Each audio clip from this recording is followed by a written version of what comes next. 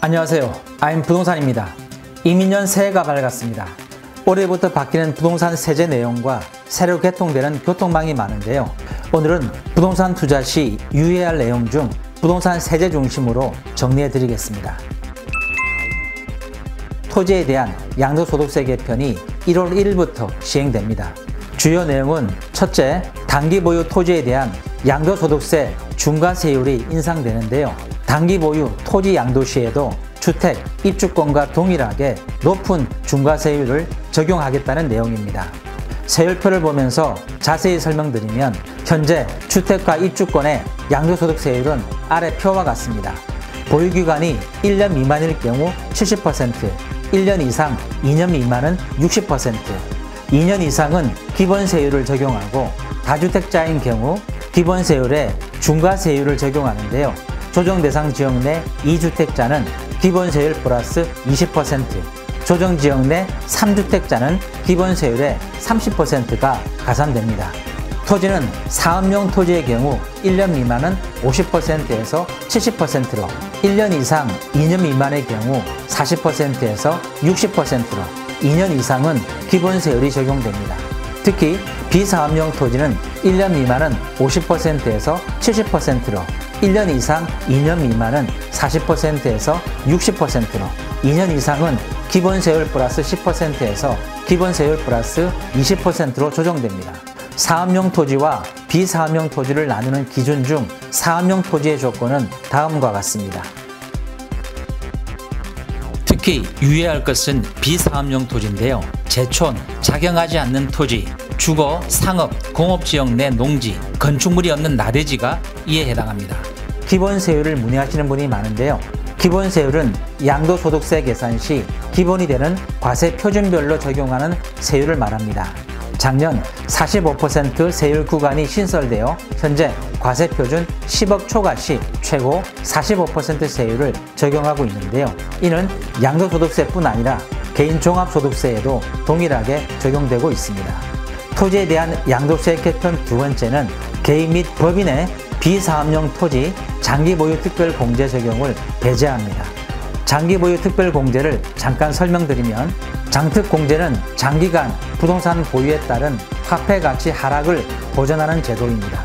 주택의 경우 1세대 1주택자가 12억 원 초과 고가주택 양도 시 보유기간과 거주기간을 분리해 각각 40%씩 합산 최대 80%까지 공제받을 수 있고, 다주택자는 조정지역 내 주택 매도 시 장특공제 혜택이 없으며 비조정지역 고가주택 매도 시에는 3년 이상 보유했으면 최대 30%까지 공제해주는 제도입니다.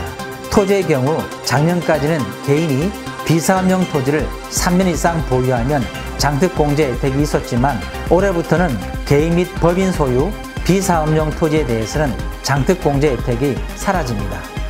또한 유의해야 할 점은 주말농장용 토지입니다. 작년까지는 주말농장용 토지를 사업용 토지로 인정했지만 올해부터는 제외됩니다. 따라서 최대 30% 장특공제 혜택을 받을 수 없다는 점은 주의해야 합니다. 상가개명주택의 양도세 계산 방식도 변경되는데요. 작년까지는 주택의 면적이 상가 면적보다 같거나 클 경우 전체를 주택으로 봐서 양도세를 계산했지만 올해부터는 주택과 상가를 구분해서 양도소득세를 계산합니다. 1세대 1주택자가 주택을 양도할 경우 12억 원까지 비과세 혜택이 주어지지만 상가는 비과세 혜택이 없고, 장기보유 특별공제가 최대 80% 적용되지만 상가는 최대 30%만 적용되어 1세대 1주택자가 고가 상가주택을 양도할 경우 양도세가 많이 늘어날 전망입니다. 5억 원에 취득한 상가 개명주택을 10년 보유 후 20억 원에 매도했을 경우를 비교해보면 작년에는 전체를 주택으로 봐서 12억 원까지 비과세 혜택이 있으므로 과세 표준 8억 원에 대해서만 세율을 적용하고 장특공제 80%를 적용하면 지방소득세가 포함된 양도소득세가 2,885만 원이었지만 올해 매각할 경우 상가에 대한 장특공제가 20%로 줄어 양도소득세가 1억 8,216만 원으로 대폭 늘어나게 됩니다. 앞서 말씀드린 토지 상가 개명주택의 경우와 달리 양도소득세, 비과세 혜택이 늘어나는 부분인데요. 이 부분 이해를 위해서는 조합원 입주권을 이해해야 합니다.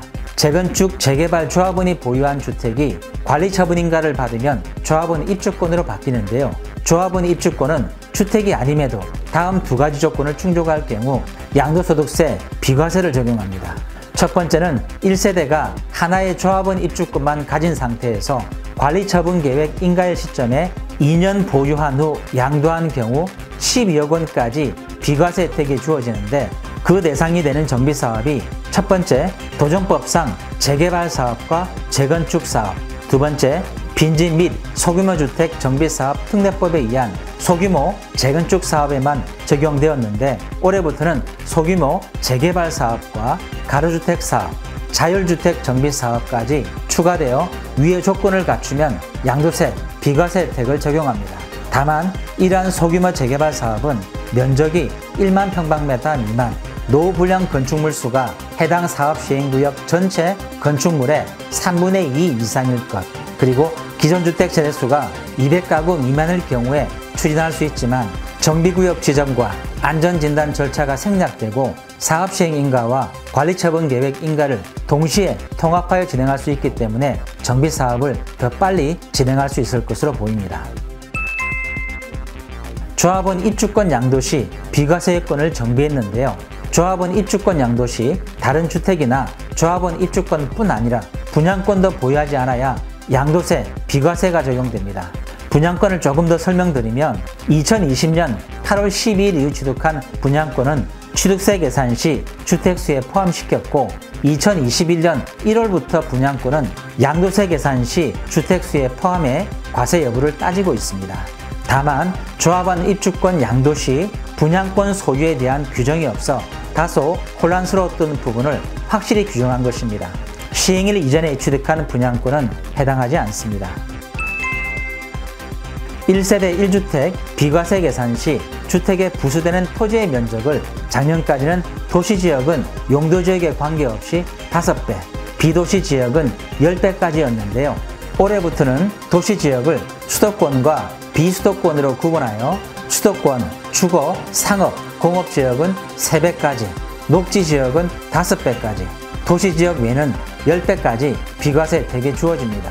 배율을 초과한 주택은 비사업용 토지로 판단해서 양도세를 계산하게 되고, 여기서 주택 부수 토지란 건물이 정착된 면적을 말하는데, 정착된 면적이란 건물의 위에서 내려다 봤을 때 수평 투영 면적, 즉 전체 건물의 그림자 면적을 말합니다. 오늘은 2022년 새해 첫날을 맞아 올해부터 바뀌는 부동산 제도 중 세제를 중심으로 말씀드렸습니다. 다음 시간에는 올해 개통되는 대중교통망과 수혜 지역에 대해 말씀드리겠습니다. 지금까지 IM 부동산이었습니다. 감사합니다.